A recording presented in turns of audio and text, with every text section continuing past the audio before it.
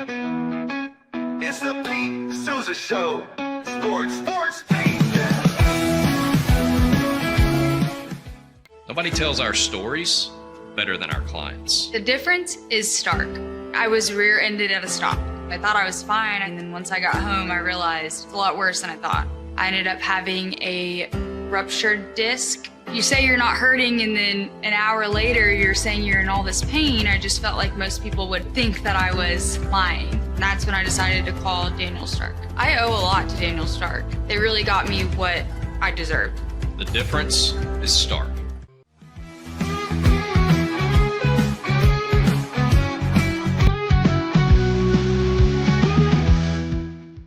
We definitely love our relationship and love Extraco. It's been an amazing experience. They made the PPP process easier.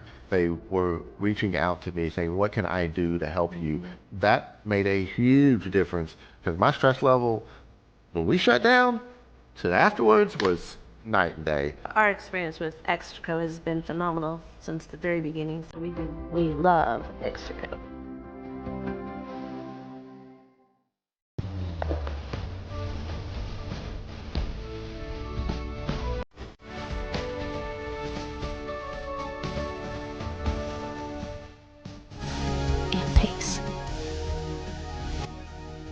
With Ease US, make studio quality voiceovers for your videos online in over 149 languages and dialects. Never been easier to create professional grade videos and voiceovers. Try it today at easeus.com. That's EASEUS.com.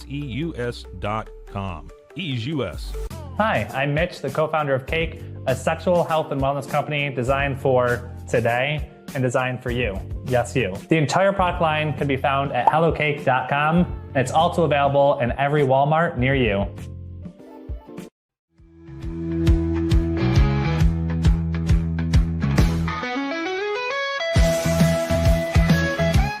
Send money abroad in just a few steps with Remitly. Sign up with your email, enter an amount, choose how your loved ones receive the money, enter your recipient's information, select a payment method, hit send, and relax. Download the Remitly app today.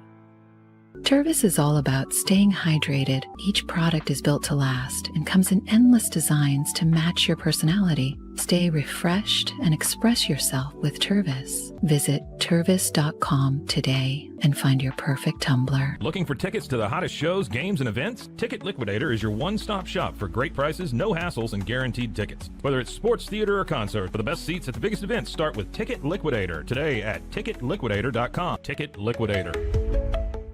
The You Like Air 3, launched in 2023, ushers in a new era of sapphire ice cooling technology, offering nearly painless hair reduction in just 3 weeks. That's ULIKE.com. You Like.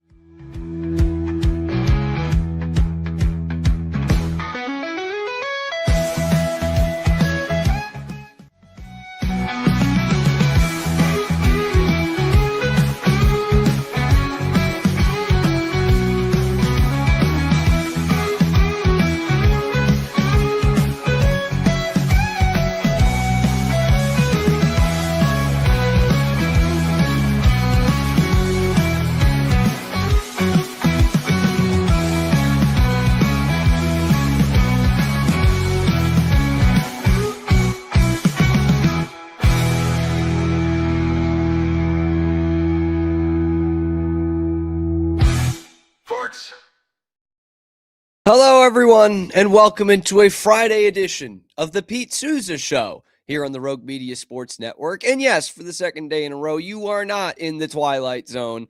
It is Pete's producer, me, Cam Stewart, who is getting you on the air today. We do have a great interview coming up with Pete and Babe Laufenberg. You might know him as the Dallas Cowboys color analyst on radio, 3-time Texas Sportcaster of the Year.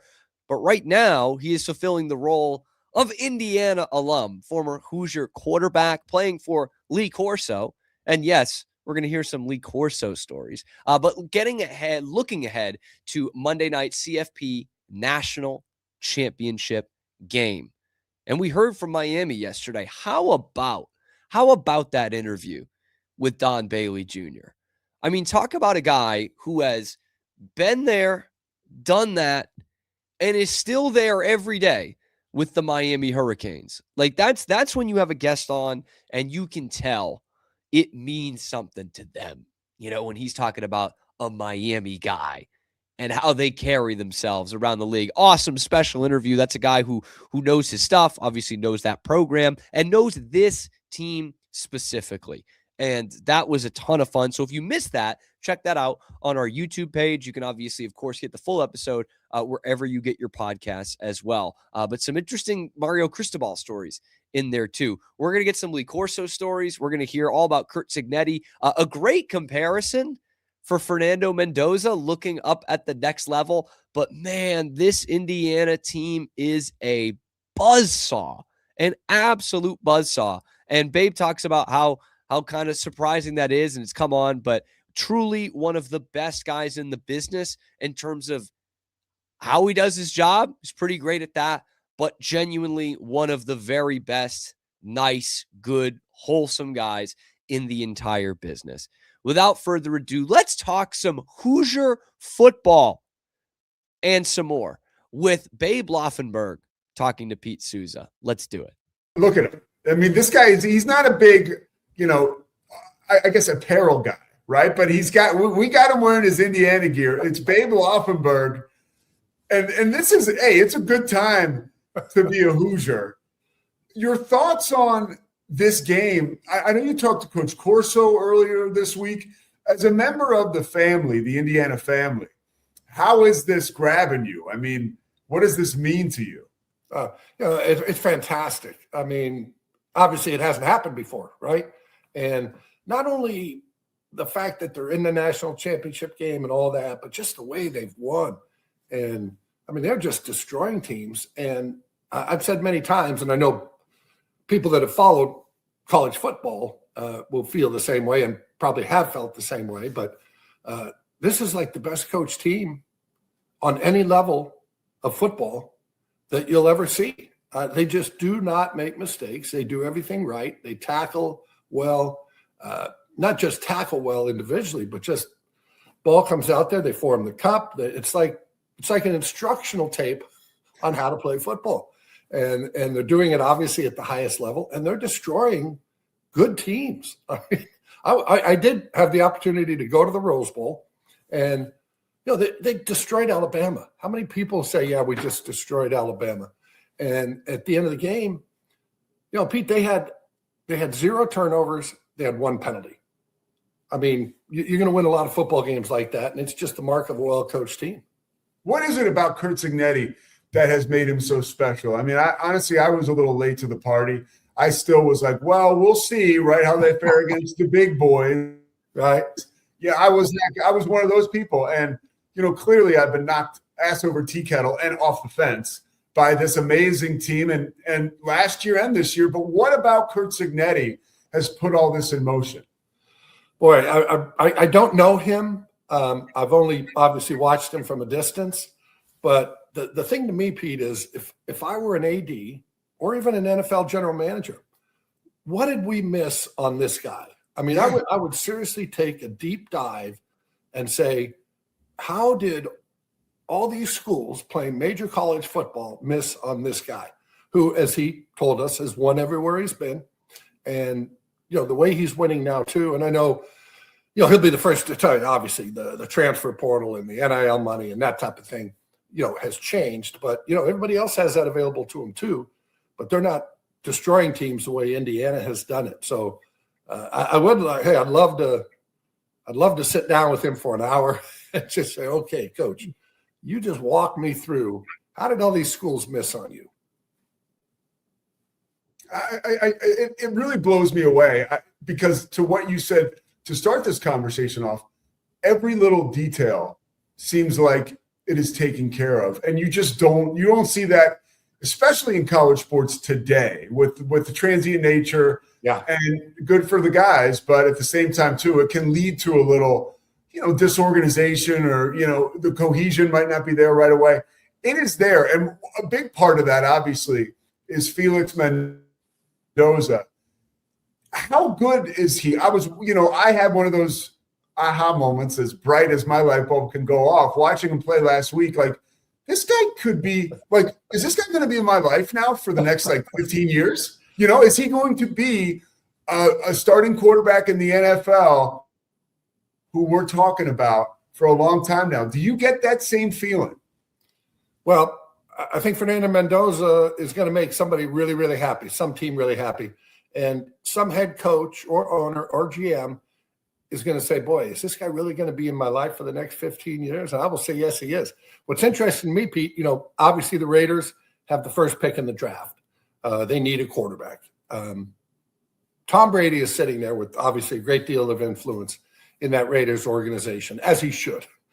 But I just get the sense, and I've not talked to Tom Brady about this, Tom Brady looks at Fernando Mendoza and sees Tom Brady. I mean, he's a guy that can run a little. We've seen that, but he's not a Lamar Jackson, design run plays for him, and he's going to be an option guy. Deadly accurate, great decision maker. We can see that. He just does not put the ball in harm's way. And he is so accurate. I mean, he just does not miss. And again, I'm not going to say he's going to go on to win 7 Super Bowls, okay? But yeah, I got to believe Tom Brady looks at Fernando Mendoza and says, yeah, I've seen that kind of player win in the NFL, and that player was me. Yeah, I don't want to get negative on this, but you are the perfect guy to ask. What will, when Fernando Mendoza gets taken in the first round, probably top 5 picks next year, or this coming April, I should say, what will change for him in the NFL that will make it more difficult? Because he's making it look so easy right now. Well, everything changes, as you know, and we all have these can't miss guys that miss. Yeah. And do you know Sam Farmer by chance, Pete? I've heard the name, yeah. Okay. Why do I know that name? Great writer for the LA Times, NFL writer. Yes. He's a McCann Award winner, Hall of Fame writing, all that. I always tell Sam, and I'm friends with Sam, I always tell Sam, you're a good NFL writer when you cover the NFL and you don't even have a team for 20 years because he's at the Los Angeles Times. But excuse me. But Sam said, we were talking one day, having coffee, and he said, these quarterbacks are like salmon going upstream to return to where they were born. He said, why do some make it and some don't?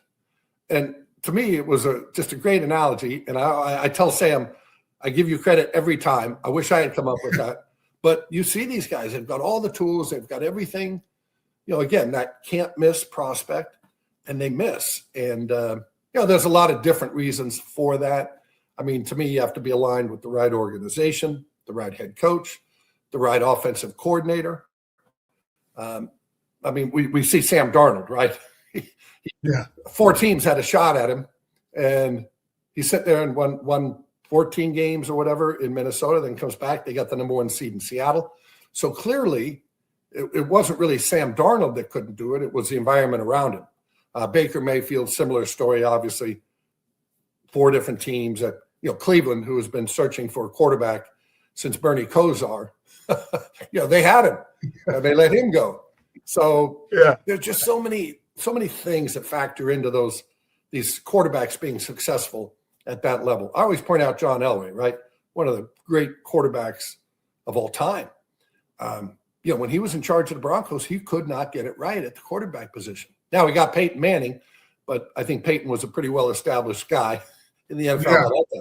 But they couldn't draft one. And I always say nobody knows what a quarterback looks, smells, feels like, acts like more than John Elway, and he couldn't get it right. And it's not an indictment on Elway. It's just that's just how difficult it is to project these guys, really becoming stars in the NFL. And but I do think Mendoza has a chance, and that's usually well. And I'll tell you, I think the good news to that is what we know about him is all very good. Like there's no mystery about what kind of guy he is, right? Which I think is huge when you move on to that bigger stage and just accessibility and more money, and I think he's cut out for that. I think so I think that's the good news, and clearly he has shown elite ability. But again, it's like how good is Cignetti in this system and this environment? We'll find out Monday night, and then we'll find out with Mendoza's career. So you talked to Coach Corso. this week. Yeah. You can give me a little sliver of what that conversation is like. The Indiana quarterback talking to the Indiana coach. Well, I played for Coach Corso. As a matter of fact, I always tell him, and let me just backtrack a little bit. We talk every 2 or 3 weeks, not long, 10 minutes. But we talk about every couple of 3 weeks. And again, talked to him this past Monday, just about everything happening. And I was wondering if ESPN was going to somehow insert him at the start. I mean, to me, it would have been great, right? If he had just given a not so fast, my friend. But he is not going to do that. But the funny thing about Coach Corso is, obviously, I'm 21 years old playing for him at Indiana. He's got a lot of things on his plate. All I had on my plate was seeing if I could get a date, right, after the game, and where we're going to drink some beer. So my problems were pretty minor at that time. His, you got a president beating down on you, athletic director. He's got a family, he's got kids, all that. But every time now we talk, first off, he always says, my quarterback. That's how when he picks up the phone, my quarterback. And I said, my coach. But we finish, and he says, babe, I love you. And I said, Coach, I love you too. You know that. And let me just say, Pete, when I played for him, got done with a 4-interception game or something, he did not say, babe, I love you. Okay. It was like, babe, you're about ready to cost my job. But I did tell him, I've told him many times, and we see each other. He'd come down for the Doak Walker Awards every year with the Fowler and Herb Street, and if he was doing the Texas OU game. So we'd always meet up, have coffee, have lunch, do whatever when he was in Dallas here. But anyway, I always told him, I said, Coach, you should really thank me, because he got fired after my senior year, okay? I said, if I were a better quarterback, you'd have been still coaching. And I said, you made half the money. Everybody hates you. And I said, now you're a rock star. Everybody loves you. You make twice the money. You only work half the year. I said, really, you should thank me for not being really a good quarterback that would have kept your job for you. Do you agree, Pete? Well, I think you make a very good point. I also think it's hilariously great that everybody looks at him as this cuddly, warm guy when you experienced what it was like to be in the trenches with a guy like that. And that's not particular to him. A lot of these coaches that go on into broadcasting, we end up, look at, he's so great. Mike Ditka, he's having so much fun on NBC and CBS. It's like, oh, wait a minute. Yeah. It's a little different. Having played for him. And the cute, he's got the number 2 pencil and not so fast, my friend. He said the same thing at Indiana, but it was in the context of, you think we're going to flop around here at practice and go up and beat Michigan? My ass. Not so fast, my effing friend. And so now he would say that. He would say not so fast. Yeah. And it was not cute, cuddly. Oh, look at Coach Corso. It was, he was mad. And the other thing, it's funny because when people have a sense of humor and they display a sense of humor, then people think they're non-competitive. And Coach Corso was as competitive as it gets when he was coaching. So the notion that this, again, lovable guy up there on the set of the College Game Day, that wasn't the head coach I saw. Now, had a good sense of humor, but trust me, he was competitive. I'll go back. Pete, he was the all-time leading interceptor at Florida State. I don't know how many people know that. I looked it up. It was him and like Dion. Dion then tied him. And then keep in mind, he was playing in what, 1940? Yeah, they weren't throwing a ton of passes, right? They threw 10 balls. How do you get the leading interceptor? Somebody has since passed them, but he led in interceptions. He was called the Sunshine Scooter because of his speed. He led in interceptions on defense, obviously, the one year, and then led the team in touchdown rushing the next year. So he was a tremendous athlete. Also played baseball at Florida State. But anyway, again, he's a competitive guy. Don't let the not so fast in the headgear fool you. How invested is he in this run? Like, I'm sure you guys share a lot of personal stuff, but like, how much football, is how interested is he in this game and the outcome? Oh, I think very much so. Of course, the funny thing is, he got fired from Indiana, as most coaches, eventually they're going to get fired. So it's not always as warm as cuddly. And I do know when he got fired, he was actually in the car recruiting I don't know where he was exactly, but he was in the car and heard it on the radio.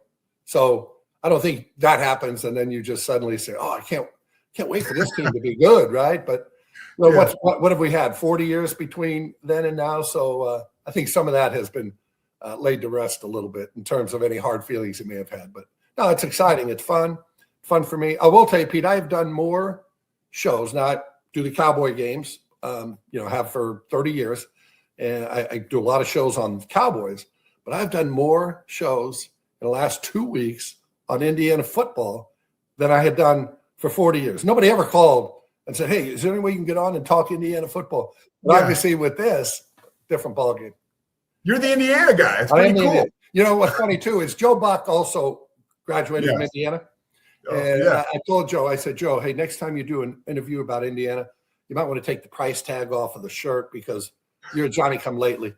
All of a sudden he was like, "Oh yeah, I guess I did graduate from Indiana." Yeah, I noticed that too, and you can give him a hard time about that, right? You and your buddy Ed Svita and Troy. And as you know, Troy gives him a hard time sometimes about that Indiana team, but it's been fun. Mark Cuban, I'll tell you a quick Mark Cuban story here. So please, obviously another Indiana alumnus, and I always tell people we both graduated from the same Kelly School of Business at Indiana. Mark Cuban and I. We took different paths in the business world. He became a billionaire. I'm just trying to pay my rent. But this is what people like Mark Cuban do, right? It's not like they turn 50 and decide, "Hey, I'm going to be an entrepreneur and I'm going to do great things in the business world." He owned a bar in Bloomington, Indiana while he was a student. No kidding. Motley's Pub. Wow. Motley's, did you go there? So he has been the last couple of years, he's been he hasn't disclosed how much money, but I think we could use the word significant, donated to the athletic department. And I feel, Pete, like I'm a little part of that because I used to go to Motley's Pub. Of course, you didn't know who Mark Cuban was. Mark Cuban was not Mark Cuban. It was just you went to drink beer at this Motley's Pub. But I probably put $200-$300 into his pocket back in the day. So I feel seed money. Yes, I feel like that has now transformed itself into providing, NIL and collective money for Indiana University. And I'll be honest with you, Pete, I'm having my accountant look into, can I take that as a tax write-off 40 years later? I'm so your tax guy's getting creative. I love that. So, all right. So one more football, and then I want to ask you some other stuff about Luke, your son, and the legacy he's left, and just an unbelievable sights and sounds. With this Indiana run, do you, as a football guy who will just say knows better, understand and almost want to convey to the guys how special and almost fleeting this can be? Because they have been at the top of the mountain seemingly for 2 years. It's a short window, but it's so hard to win a championship, and it's so hard to get back, and so the fan base, they're so hungry for it. The players obviously earned it, but as a former player, can you kind of let us in on just, it's like I always think of Dan Marino in the Super Bowl. I watched as a very little kid that first Super Bowl he lost to the 49ers in Palo Alto, and I thought he's going to be back every year, even as a little kid, and never again. What's your experience with that? Yeah, that fleeting success. I actually went to that Super Bowl in 1984. It was at Stanford. No kidding. His second year in the league. He goes against Montana. I came in the league in '83 as well. People don't list me in that class of '83 with Elway and Montana or Marino. Yeah, you're left out of the quarterback class. Jim Kelly, but I always used Gary Kubiak was also in that class. I think he was a 9th rounder by Denver that year. And I always say, why do they forget about us? They mentioned class of '83 and our name never comes up. But yes, you looked at Marino. I remember he had set the NFL record that year, 48 touchdown passes, obviously since broken, but you just thought, God, how many more is he going to go to? How many more is he going to win? And, he never got back to another one. So I am, in answer to your question, I'm enjoying the heck out of this. And I'm not thinking, well, if we don't win this year, we'll get them next year or the year after. I mean, strike while the iron's hot. And you look at the NFL, Pete, this year, and Washington last year plays in the NFC Championship game, right? So everybody's like, oh, okay, they're a year away, and next year they'll Well, next year they go 5-12 and they don't make the playoffs. Detroit, similar, right? They don't even make the playoffs this year. Last year you said, wow, they're gonna win a Super Bowl at some point here, but that you got to take advantage of those windows when they're open. And but I do believe this: as long as Curt Cignetti is at Indiana, and he appears he'll be there for a little while, that window is going to be open. I couldn't agree with you more. I think that he is beyond special as a coach. And I love what you said about how, because that is an organizational perspective. How did we miss on this guy? Like, what's going on with us that we weren't able to see this in him? Yeah. All right, so go ahead. No, and I look at just along the same lines, Brandon Aubrey, the kicker for the Dallas Cowboys. Yeah. Who's just been fantastic. He didn't play. He went to Notre Dame. He was playing soccer. He'd never kicked a football, basically. Didn't kick in high school. And if I'm at Notre Dame, I'm sitting there calling my special teams coach in and saying, okay, wait a minute. We had this kid on campus, this guy that's making these 67-yard field goals and is money. We had him on campus. We never got him out. I would immediately line up. If I were a head coach at a university, any university, I would immediately get the entire soccer team out on the football field and say, okay, all you guys, I just want you to kick a few. Let me see what we can work with here. Let me get a vibe on these guys, right? Yeah, I love that.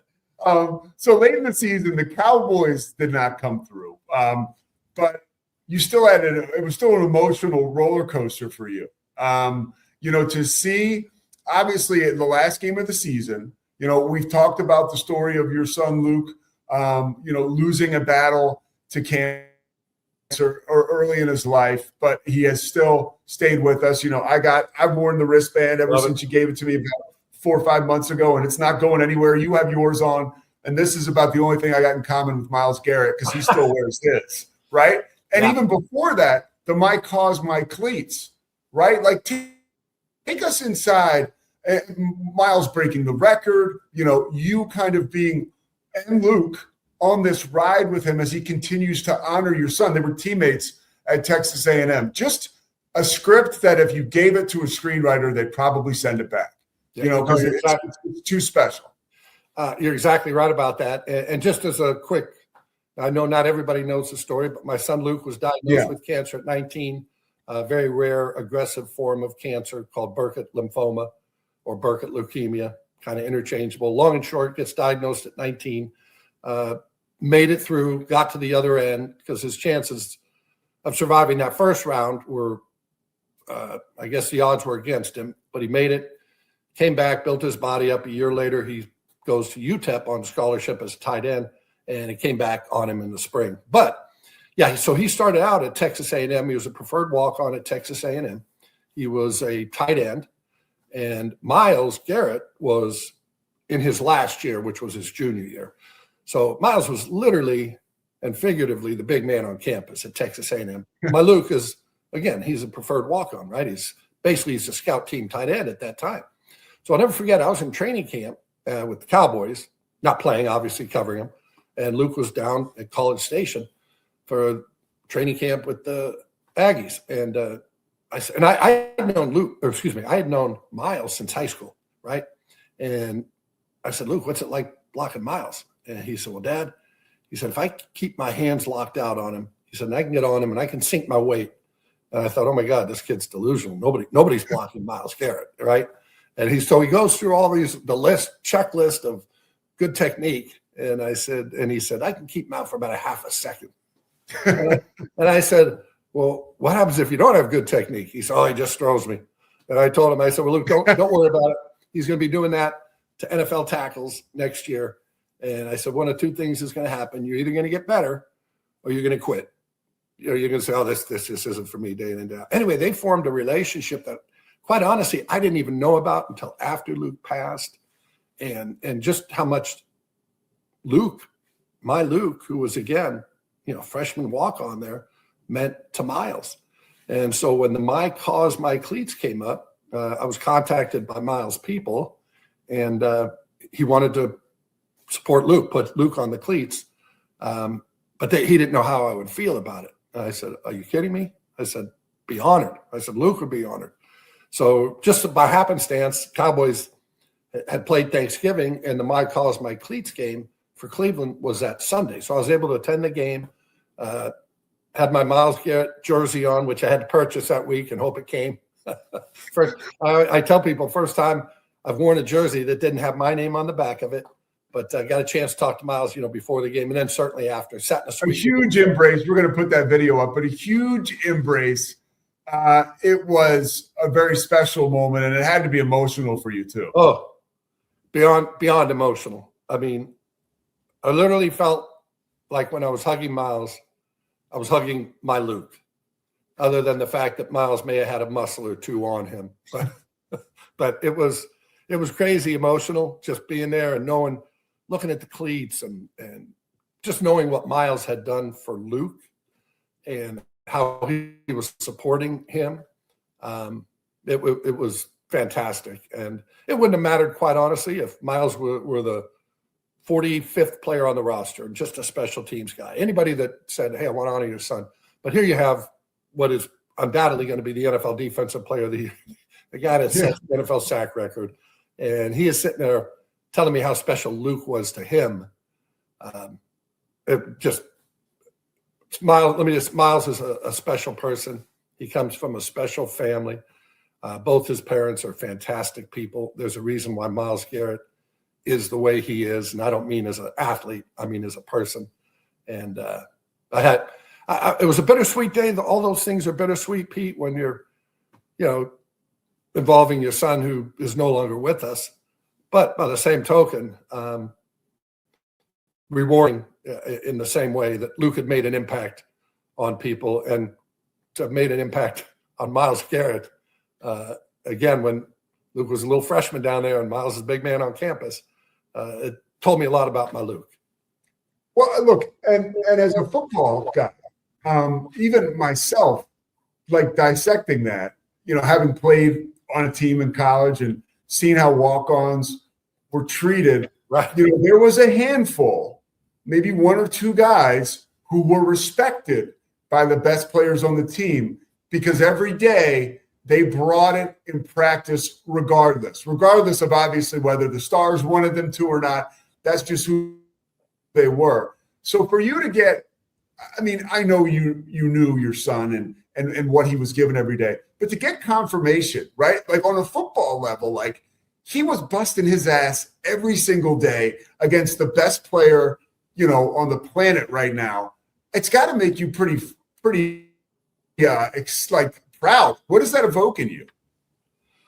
Pride is one of the 7 deadly sins, but yeah, there's a element of pride, and quite honestly, and I'm sure this would be the case with a lot of parents and people, Luke had done so much more than I ever knew about for his friends, for his people. And after he passed, they all came to me with stories, and Luke didn't come home at the end of the day and say, hey, Dad, guess what I did for Pete Sousa today, You just kind of go through, but then you hear these and it's like, wow, it was pretty amazing. And Myles had talked about the fact that Luke came to him early on in camp and said, hey, what do you need from me? What more do you need? What do you want me to do? I'll do it. And I would have, if I were Luke, I would have gone to Myles and said, okay, and here's what I need from you. I need you to quit abusing me in practice. Okay? I need you to take it easy. Yeah. Pete, you're familiar, right? The brother-in-law. Yeah. Oh yeah. You just talk about brother-in-law and in practice. You start and you're like, hey, I'll go. Yeah, there you go. Yeah. I'll go half speed. You go half speed, and then the head coach, hey, no brother-in-law out here. But no, it was pretty neat. And again, I know we say things like this and they're a little perfunctory, but I cannot thank Myles enough for what he did. In that My Cause My Cleats game, and even what he did for Luke at Texas A&M, which I knew nothing about, to be quite honest. How about people getting involved with Live Like Luke? Like how can they do that if they just want to see what it's all about and dive a little bit more into this gratitude that you have and this great story of your son? Well, we set up after he passed. We were actually going to name a scholarship in his honor for a deserving kid type thing. And his brother, Joe Willie, older brother, said we should do something that benefits the whole team. So Luke, when he was at Texas A&M, I mean, as you know, if you wanted steak and eggs at midnight, you got it, right? But he used to always talk about the protein shake. So I'd say, oh, Luke, what, you guys had prime rib and lobster for dinner? He said, yeah, but protein shake, Daddy, amazing. So we set up a nutrition station where they provide protein shakes after all the workouts, off season, whatever. They all have a Live Like Luke cup, but we built the nutrition station. We funded that. We fund all the supplies for the year. And so each kid, walk on or otherwise, gets this protein shake at the end of the day. And it's been a pretty neat deal. I will tell you, Miles Garrett made a nice contribution to that. We do a coffee fundraiser because I used to always go to coffee with the boys, still do with my older son. And we just sit down and talk. And I said, put the phones away and we're just going to chat. So we'd have 2 hours of wherever we went, on the road, vacation here. And so the fundraiser is a coffee. As a matter of fact, Dirk Nowitzki comes, he's almost every year, only when he has obviously a commitment otherwise. But he said, oh, this guy, I've never been to a coffee. We all go to these events, right? And I didn't want to make people have a 5 hour, give up a 5 hour Saturday night for a chicken dinner. And so I kind of incorporated that theme of us having coffee. It's a real small event, about 90 people. Everybody just walks around, you have coffee and you chat, and that's kind of how I wanted it to go. But the long and short is you can get onto the web if you just go to UTEP Luke Laufenberg. There's a website where if people want to donate, they can. And again, it funds it for all the kids. Money's not going to NIL or collective. It's strictly going to this nutrition station. And at a school like UTEP, non-Power 4, whatever, wherever we are now with that, they don't have the money of these schools where you've got this training table and everything. No steak and eggs at midnight. No. So the nutrition station goes a long way. Yeah, I bet. Well, so does time with you, man, Babe. I've kept you way too long.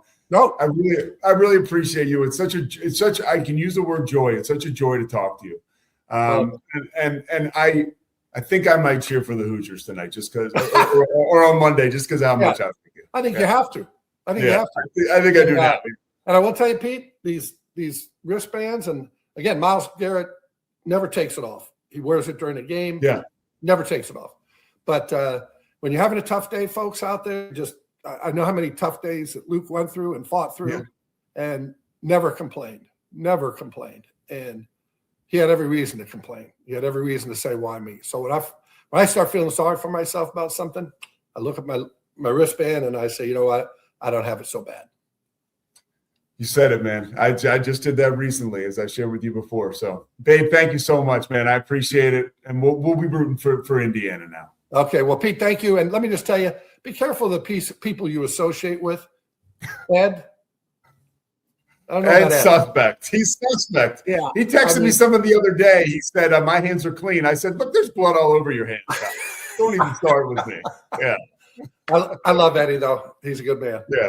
He's a real good man. All right, Babe. Take care. Thanks so much. Thank you, Pete. It's the Pete Sousa Show. Sports. We definitely love our relationship and love Extraco. It's been an amazing experience. They made the PPP process easier. They were reaching out to me saying, what can I do to help you? That made a huge difference because my stress level, when we shut down, so afterwards was night and day. Our experience with Extraco has been phenomenal since the very beginning. So we love Extraco. Show. Sports. Nobody tells our stories better than our clients. The difference is stark. I was rear-ended at 70 miles an hour. I was injured, had a concussion. The insurance company, they delayed. They were playing games from the initial conversation. They weren't going to help me. The biggest thing I learned through this is that you can't go through this alone. I called Daniel Stark. They were going to help me, and everything was going to be all right. Daniel Stark got me 10 times the insurance company offered. The difference is stark. Show. Sports. Our professionals are not only experts in managing urgent concerns, but also in providing top-notch preventative health care. We're proud to connect pet owners to a vast network of licensed veterinary professionals, ready to address any immediate concerns. Book your first appointment today. Nalgene Outdoor has been your trusted companion, fueling adventures and helping protect the planet. We're committed to reducing waste, improving access to clean water, and providing simple, safe, and sustainable products for you and your family. NALGENE.com.